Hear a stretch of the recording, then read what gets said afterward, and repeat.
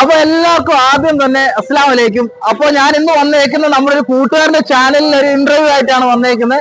അപ്പൊ എല്ലാവർക്കും ആദ്യം തന്നെ അൻസാർ വില്ലയിലേക്ക് എല്ലാവർക്കും ഹാർദമായ സ്വാഗതം.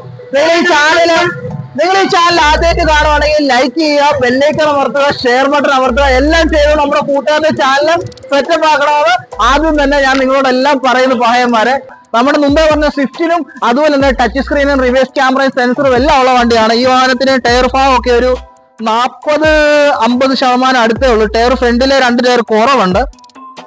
40%, 4 ടയറും 40% അടുത്തേ ഉള്ളൂ.